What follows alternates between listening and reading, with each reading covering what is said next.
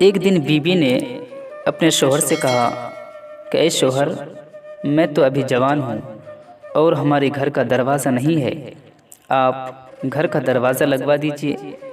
और उसका शौहर एक कार का ड्राइवर था। बहुत मुश्किल से घर का खर्च पूरा होता था।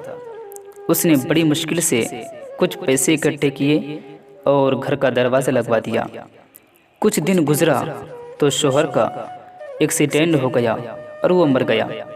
शौहर के मरने के अगले ही दिन एक चोर घर में घुस गया तो लड़की ने खूब शोर मचाया तो मोहल्ले वाले जमा हो गए और चोर भाग गया।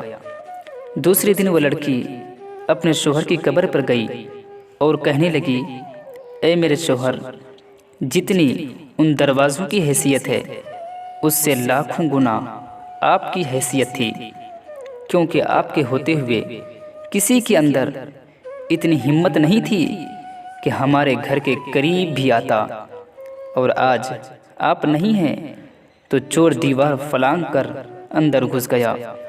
मेरे दोस्तों, कमज़ोर से कमज़ोर औरत भी दुनिया की ताकतवर औरत बन जाती है जब उसे एक इज़्ज़तदार मर्द के साथ रहना नसीब हो जाए, क्योंकि औरत को ताकतवर नहीं बल्कि इज़्ज़तदार मर्द की ज़रूरत होती है।